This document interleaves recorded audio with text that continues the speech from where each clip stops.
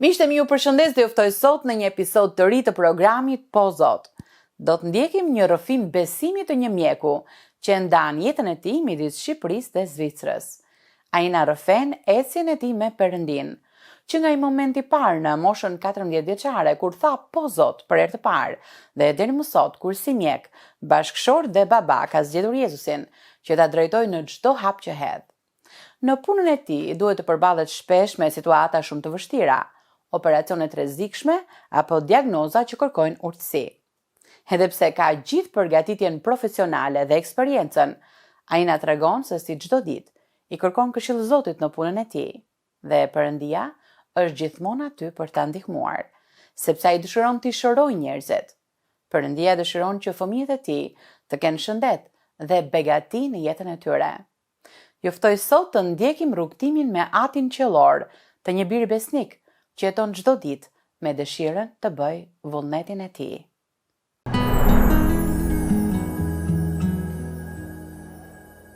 Unë quhem Melsi Seferi, jam lindur në Korçë dhe tani banoj dhe punoj në Bern të Zvicrës. Unë kam qenë rreth 14 vjeç në Maliq të Korçës dhe ka qenë një fushat ungjillizimi që bëhej nga kisha Fjala e Jetës. Dhe duke qenë i ri në atë kohë vajta si gjithë shokët e mi dhe një gocë shqiptare që ishte besimtare më pyet mua, a je i shpëtuar? Ishte diçka se kisha dëgjuar asnjëherë në jetën time. I them jo, s'jam i shpëtuar. Bëj lutjen me mua, thotë, edhe bëj lutjen me të, lutjen e shpëtimit. Edhe gjërat filluan të ndryshonin gradualisht dhe ndodhi një kohë që fillova të lexoja, po Bibla akoma nuk ishte futur. Në Shqipëri sapo kishte rënë diktatura, kishte ardhur demokracia dhe ishin dy libra, një libër që fliste për besimin e krishterëve dhe ishte një libër musliman. Edhe ndërkohë që lexova, gjeta dashurinë e Perëndisë te ky libri që ishte krishterë dhe vendosa të ndiqnja Jezus Krishtin.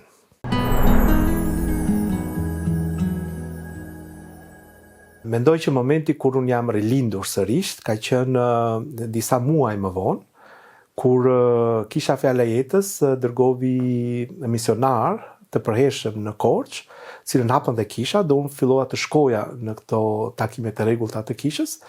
Edhe një herë në një shtëpi besimtarësh dëgjova një predikim të një konference të Tiranës, që thuheshe fliteshe një misionari huaj, fliste thoshte që fryma e Zotit nga Romakët 8 i dëshmon frymëson që ne jemi bijtë Perëndisë. Edhe atëherë ishte sikur mu hapën sytë dhe unë e kuptova dhe e përjetova. Nuk ishte thjesht një kuptim, por ishte edhe një përjetim që unë jam biri i Perëndisë. Dhe ai është si çasti ku unë fillova një jetë të re me Perëndin. Unë kam patur dëshirë arkitektur ose inxhinieri, për shkak se isha shumë i mirë në vizatimin teknik dhe një mësuesja ime fizikës thoshte që ti do bëhesh inxhinier, ti je lindur për inxhinier. Por në atë kohë që unë mbarova gjimnazin, ishte në 97 dhe në shkollë ta shkoja me konkurs, duhet konkuroja dhe vendosa të konkuroja për arkitektur, edhe për ekonomi, se isha i mirë në matematik, po prindrit kishin qejf për mjeksi dhe nuk do na e prishësh, ne do konkurosh për mjeksi. Dhe fitova vetëm mjeksi, arkitekturën dhe ekonominë nuk e fitova.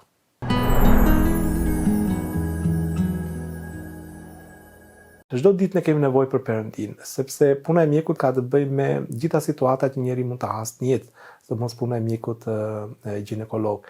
Dhe unë bëj dhe operacione rregullisht, bëj operacione edhe shumë të vështira dhe ka patur raste të ingresyt dhe jo me zë të lartë, thonë Zot më ndihmo, si punë e Pjetrit kur ishte në ujë, thoshte Zot më shpëto. E Zoti gjithmonë ndihmon. Nuk ka patur as edhe një rast, ai kujton një çast, jep një ide dhe ti e bën ashtu siç ai ta tregon. Dhe çdo gjë shkon mirë, domethënë në deri në fund, ose ka raste që ti nuk je i sigurt për diagnozën, ose është paciente e vështirë, ose ka probleme të lloje të ndryshme, se çdo vend ka problemet e tij dhe ti kërkon Zotit për urtësinë e tij. E ti kupton që nëse Zoti është me ty, ti do kesh sukses gjithmonë. Ti do kesh për shkak se Perëndia është me ty dhe Zoti do që ti shëroj njerëzit. Ti kupton që ashtu siç Zoti shëron me fuqinë e tij hyjnore, Zoti shëron edhe përmes mjekëve. Dhe mjekësia është diçka që mund të ketë potencial për mirë ose për keq. Njëri mund ta përdor për mirë, për të bërë mirë tjerëve, njëri mund ta përdor për interesa personale, njëri mund ta përdor edhe për keq. Dhe me urtësinë e Perëndisë, Zoti mund të përdor ty për të shëruar njerëz, për të sjellë fëmijë në këtë jetë, për të ndihmuar në cilësinë e jetës së njerëzve. Ky është qëllimi i tij, kjo është dëshira e tij.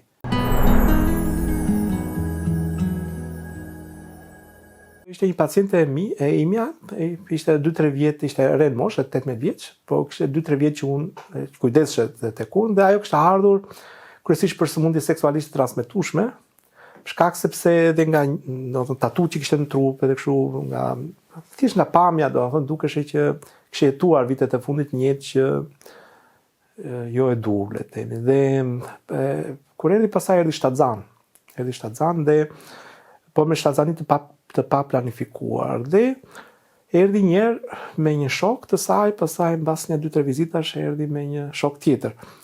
Edhe ishte po bë pak e ndërlikuar, por pastaj erdhi me të jëmën. Edhe jëma ishte shumë pro që ajo ta mbante shtatzanin, se ishte akoma duke menduar të mbante të mos e mbante shtatzanin. Edhe në këtë proces unë për shkak se njëja dhe si paciente, domethënë normalisht u luta për të që Zoti ta drejtonte atë në vendimin e dur, se kishte shumë presione. Madje edhe nga gjatë shtatzanisë edhe nga disa persona të personelit shëndetësor dhe të zyrës sociale që u involvuan në këtë rast, domethënë që gjithë thoshin që ajo nuk ishte aftër, ishte një fëmijë ose nuk ishte vendimi i gabuar që ajo bëri për ta mbajtur fëmijën, por e kishte mbështetjen e tij jemës, se jema ishte grua shumë e përkushtuar ndaj saj dhe jetonin dy anë në shtëpi. Edhe mua më kërkua mendimi im, si mjek, ai ishte ajo, dhe unë isha i vetmi që fola për të pozitivisht, domethënë. Edhe kjo punonja sociale që ishte deri diku neutrale, ta edhe unë tjetër ide kam, por fola me disa mami që ishin kujdesur për të, dhe ato folën negativisht për të, që ajo nuk ka mundësi që ta mbajë fëmijën. Ideja ishte që ka ligje edhe në Gjermani dhe në Zvicër që nëse gruaja nuk është aftë për të arritur fëmijën, merret fëmia, shpihet në një familje që kujdeset për fëmijën. Edhe ishte vendimi i dur, gjithë të kohë ishte urtësia e Perëndis, domethënë që ajo vendosi ta mbante këtë fëmijë, ishte shumë mirënjohëse, pastaj mbasi lindi fëmijën, kuptovi që kishte bërë vendimin e dur dhe e rrit atë fëmijën, njësoj si gjitha gratë e tjera, domethënë, megjithëse në moshë të re. Normalisht doli kush nga këta dy çunat ishte babai i fëmijës, ka ligje në Zvicër që duhet njohur atësia e fëmijës. Dhe ai nuk është se e praktisi deri diku, por vendosi që nga ana financiare të mbështeste fëmijën, domethënë. Kështu që edhe nga ana financiare kishte mbështetjen e ish të dashurit të saj, dhe nga ana morale kishte edhe nga ana e përkujdesjes kishte maman që jetonte në një shtëpi me të dhe tani është duke rritur këtë fëmijën shumë mirë pa probleme, domethënë.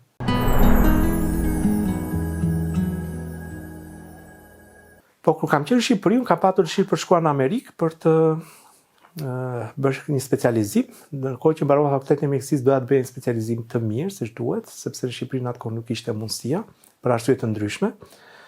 Edhe gjithë synon në Amerikën dhe pastaj ka qenë një bisedë me dy profete nga Anglia, të Qendra Stefan, ne thjesht po pinim diçka, isha unë dhe Juli, unë isha lidhur me Juli. Edhe ishim fejuar, edhe po na thoshin çfarë plane keni, edhe unë po thosha po flisim shumë normal, si edhe tani që unë kam dëshirë të ikim në Amerikë, bëj një specializim në Amerikë. Edhe ato nuk është se profetizon, megjithëse ishin profetet Zotit, ato thanë, kohë që njiheshin prej to, ato vinin 2-3 herë në vit në Shqipëri, kishin krijuar një farë marrëdhënie, njiheshin pak personalisht, ato thanë, por njerëz familjes keni në vende të tjera, po, tash unë kam motrën në Gjermani, Juli gruaj me ka motrën e saj në Gjermani, prindët e saj janë në Itali, kështu që patë ta shikoni në Gjermani, thanë, sepse njeriu ka nevojë aty ku shkon të ketë një tip mbështetje. Dhe në Amerikë keni njeri, jo, s'kam njeri fare. Dhe kjo ishte vendimi dur, nuk ishte profeci, nuk ishte agjërim, nuk ishte... por, nga ana njerëzore, Zoti na hapi sytë e thatë, dhe çfarë ndodhi? Në çastin që ne kuptuam këtë gjë, motrat tona u kujdesën për ne patëm gati një vit tranzicion, ndërsa kemi jetuar një vit pa qenë në shtëpinë tonë, kemi jetuar te prindët e mi, te prindët e nusës, te motra ime 3 muaj, ajo te motrës e 3 muaj, një vit kemi qenë në shtëpinë që s'kemi qenë tonë, domethënë.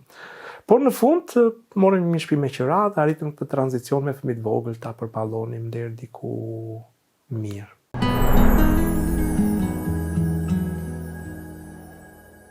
Unë mendoj që problemi më i madh nuk është se si Zoti na flet ne, problemi është që a duam bëjmë ne vullnetin e tij. Edhe është një varg tek Jeremia, është një pjesë kur Babilonasit kishin pushtuar Jeruzalemin, e shkojnë te Jeremia e thonë që na tregoti vullnetin e Zotit sepse ne do ta bëjmë pavarësisht se kush jetë. Edhe Jeremia thotë rini këtu në Izrael, tha do donin shkonin në Egjipt. Edhe ata çfarë bën, ka që kishin nga frikë nga mbreti i Babilonasit, në fund fare shkuan në Egjipt, e morën dhe Jeremian me vete, domethënë.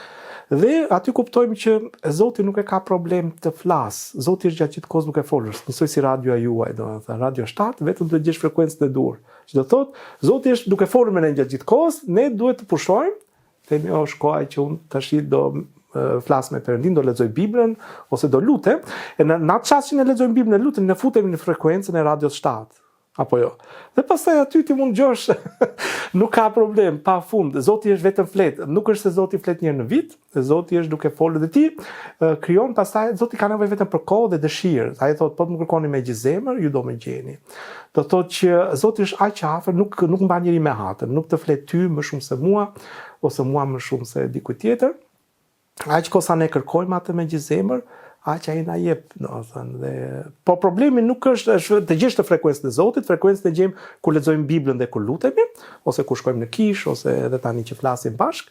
Dhe pastaj gjë më vështirë është ta bësh atë që Zoti thotë. Dhe Zoti flet gjithmonë për aq kosa ti e bën vullnetin. Në çastin që ai të jep ty një hap për të bërë, dhe si e bën, Zoti nuk të flet më në kuptimin, ai vazhdon të flet, ai vazhdon të ketë marrëdhënie me ty, por nëse ti kërkon një vizion të ri, një plan të ri, sa do të agjërosh, ai nuk të flet, do të bësh atë që të ka thënë, e pastaj të tregon hapin tjetër, domethënë. Dhe Zoti nuk tregon gjithçka që ti ke nevojë, Zoti flet atë që ai mendon që ti ke nevojë. Ne duam Zoti na tregoj gjithë planin, gjithçka, jo, ai tregon vetëm një hap, dhe vetëm kur ti e bën atë hap, ai të flet hapin tjetër. Dhe nuk kalon hap tjetër pa e bërë atë hap. Ngec aty në klasë derisa ta marrësh provimin që të kalosh klasë tjetër, mendoj unë.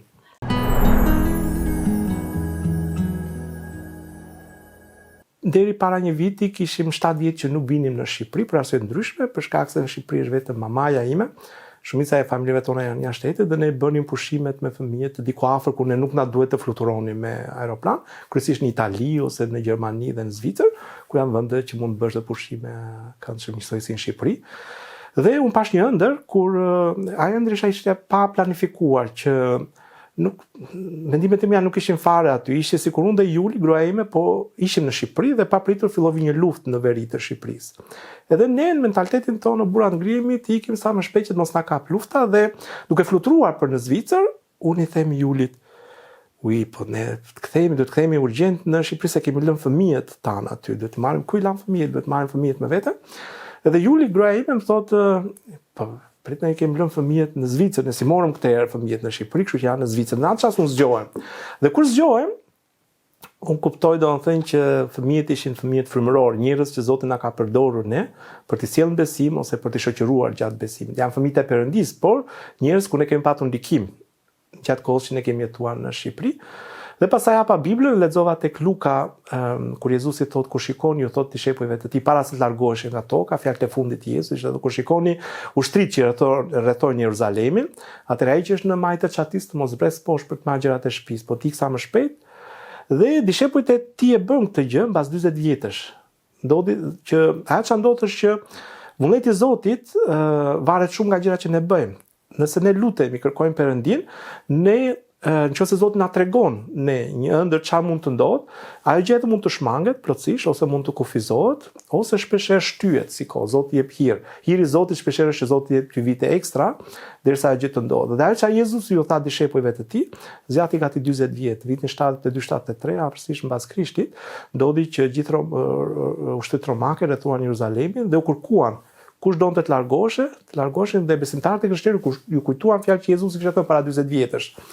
Edhe ikën dhe shpëtuan, domethënë asnjë besimtar hebre i krishterë nuk vdiq aty, ndërkohë që romakët bën një masakër vranë mbi 1 milion hebrej. Dhe në atë kohë i përzuan hebrejt njëherë për gjithmonë nga. Kështu që duke menduar këtë gjëra, unë ndjeva si përgjegjësi për të lutur për këtë gjë, për të shkuar në Shqipëri dhe i thash Julit, ok, ne kemi shumë vite, por duhet të shkojmë që unë ta ndaj të shkoj te kisha ku ne kemi qenë për ta folur. Edhe vajtëm bashkë me gocat, gocave vajzave pëlqevi shumë Shqipëria, kështu që vendosëm që të vi më shpesh, minimumi 2-3 herë në vit. Ndërkohë që ka kaluar një vit që atëherë dhe herë mbas here Zoti rikthen këtë ëndër ose këtë gjë, domethënë, edhe po kjo është domethënë që nga njëra anë Zoti dëshiron të bëjë diçka në jetën tonë, kemi plane, por nga ana tjetër ligu përpiqet të shkatërrojë ato gjëra, domethënë. Dhe shumë gjëra varen jetën tonë jo vetëm nga çfarë ne bëjmë, por varen nga çfarë ndodh edhe përreth.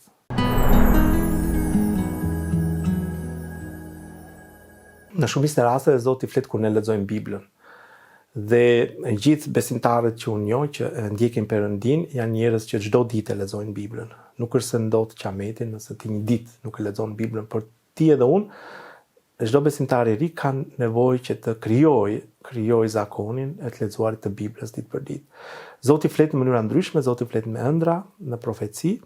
Dhe kur ne lutemi, Zoti flet kur ne lutemi ne dëgjojmë zërin e Zotit, kështu që të kemi një kohë që jo vetëm lexojmë Biblën, por edhe kalojmë kohë me Zotin, për të lutur, për biseduar me të. Ndërkohë që çfarë ndihmon tjetër është të jemi pjesë e një grupi që mblidhet rregullisht dhe kërkon Perëndin, sepse Zoti flet edhe përmes personave të tjerë, siç tashun këtë shembullin e këtyre 2 profetëve, që ato nuk profetizuan fare ndaj meje. Zoti flet edhe përmes këshillave. Një nga gjërat më të rëndësishme që ne kemi nevojë në jetën tonë është këshilltarët e dur. Këshilltarët përcaktojnë fatin e mbretërve dhe fatin e kombëve. Një mbret, një drejtues, shumë prej nesh jemi drejtues, gjithë jemi drejtues familjet tona, ne drejtojmë familjet tona, ne nuk e drejtojmë fatin ton me veten ton. Ne lejojmë ata që na këshillojnë ne të drejtojmë. Kështu që shpesh këshillat e dhura, edhe në Bibël thuhet e fjalë të urta, ka shumë vargje që thotë që mbreti e drejton vetrin me këshillat e dhura ose këshilltarët e dur bëjnë që ai të drejtojë me drejtësi.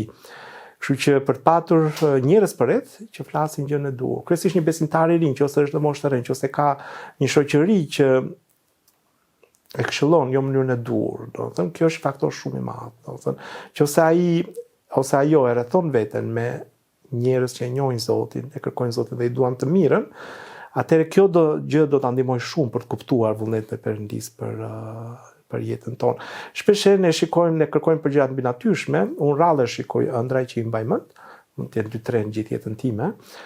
Por në përgjithësi vlerë ka shumë të madhe këshilla, kë lejon ti që të mësoj ty, domethënë, kë predikues ndjek ti. Për mua këshilltari më i madh është gruaja ime, domethënë, në përgjithësi ne nuk marrim asnjë vendim nëse ne të dy nuk rahemi mirë gjëra. Dhe kur Zoti flet diçka, e flet shpesh herë. Zoti flet 100 herë te mund, domethënë, e konfirmon atë gjë. Nëse ti vetëm një herë dëgjon gjë, ja për shembull isha dje në kish dhe kisha një ndjesi, domethënë aty te kisha fjala jetës.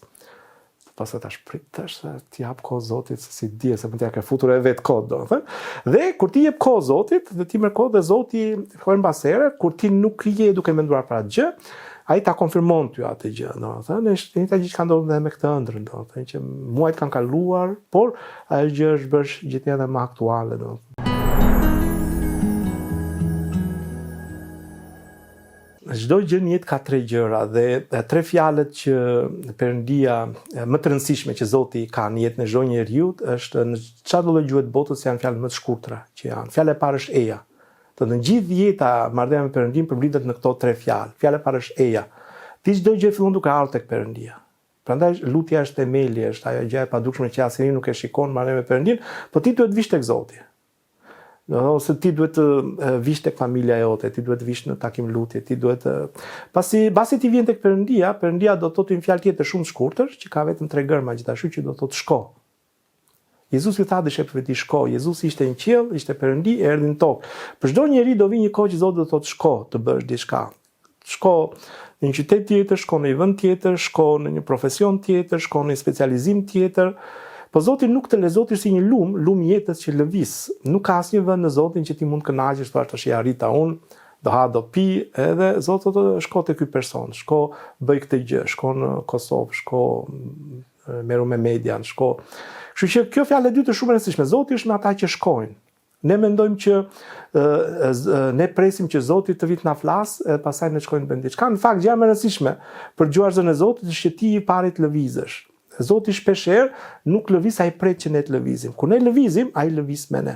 Kështu që testi për të kuptuar, a është vullneti i Zotit për shkuar në një vend tjetër, për të hapur një shërbes tjetër, për të zënë një profesion të ri, për të mësuar një deg të re, për të mësuar një zanat të ri, është që shkosh të merresh me atë. Pra aq kosa ti rin në shtëpinë krevat ashtu asgjë nuk do ndodh, do të thënë. Kur ti shkon dhe merresh me diçka, Zoti thotë nëse ti ecën majtas ose djathtas, do të dëgjosh një zë, që do thotë kjo është rruga, ec në të. Dhe Zoti lëviz kur ne lëviz. Dhe fjala e tretë është ngriu, që në anglisht është rise, ose çfarë do të gjuhet botës, janë fjalë më të shkurtra.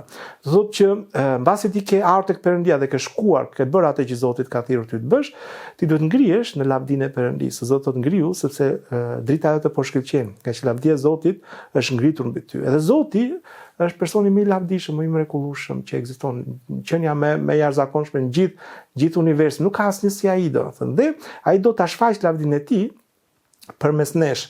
Edhe shpeshherë kur Zoti të ngriu, është që ti mund të punosh si pastruese, Zoti ty të thotë ngriu dhe bëu drejtuesja e këtij institucioni, do të thënë. Ti mund të jesh në Shqipëri, e Zoti thotë ngriu shkon në Gjermani, kur je në Gjermani thotë shkon në Zvicër, e kur je në Zvicër thotë shkon në Bern, do të thënë. Edhe ti thua kush jam unë, do të thënë, ke parasysh unë jam thjesht një pastruese e thjesht për shkakun këtu. Po Zoti jo, ti do bësh drejtuese e këtij institucioni, ose ti do hapesh një kish, ose do kesh familjen tënde, ngriu dhe shkëlqen në lavdinë e Zotit. Dhe nëse ne këto tre fjalë i përgjigjemi vim tek Perëndia, shkojmë aty ku Zoti na the dhe ngrihemi për shfaqur lavdinë e tij, e kuptojmë që Zoti nuk e bën për ne, po e bën për të shfaqur lavdinë e tij, do të thënë. Kështu që këto tre fjalë janë kryesore për jetën time dhe të çdo njeriu tjetër.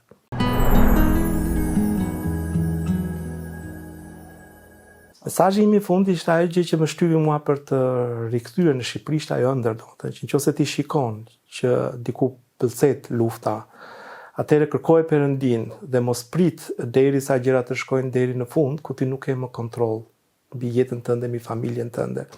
Zoti do që të na mbrojnë, dhe shpeshherë është historia që dërgon varka të ndryshme dhe ai priste që Zoti ta shpëtonte. Edhe Zoti në fund i tha ti mund të shova një varkë për të shpëtuar varkën tjetër. Shumica e gjërave Zoti e bën në jetën tonë, e bën në mënyrë të pavetëdijshme tonë.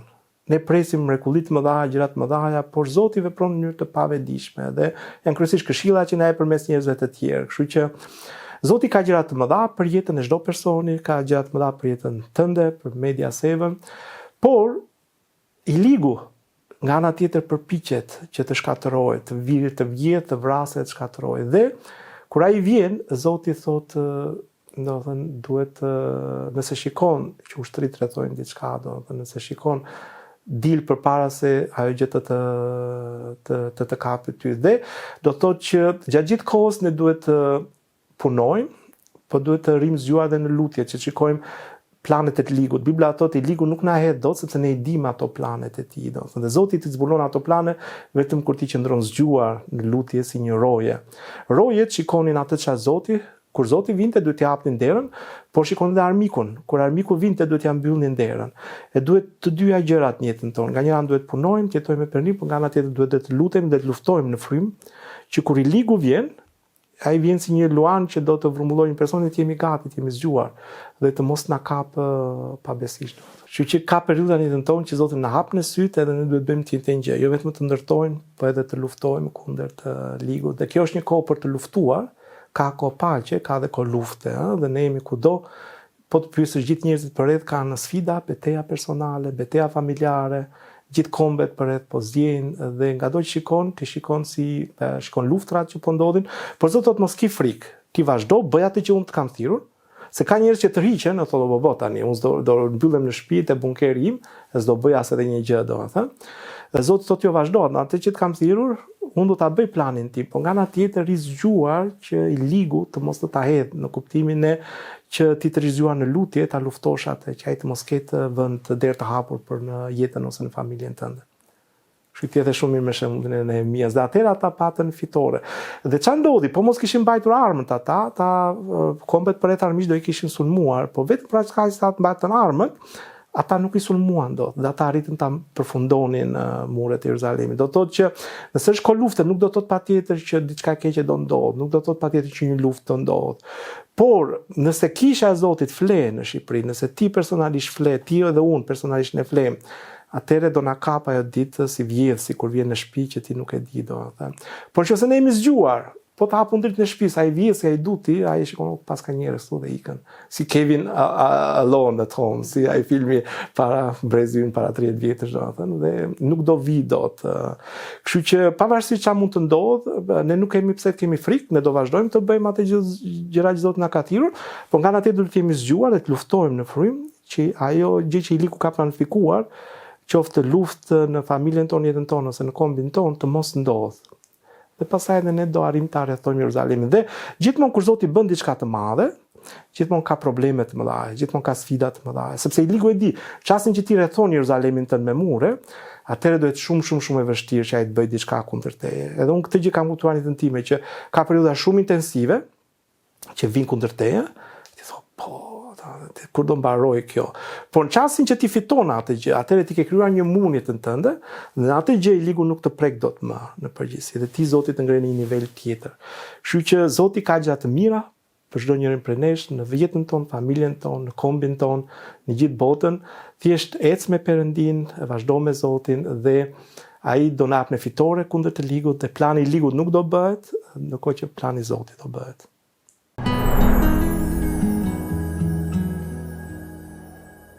Miku ynë na tha sot se Perëndia flet gjithmonë.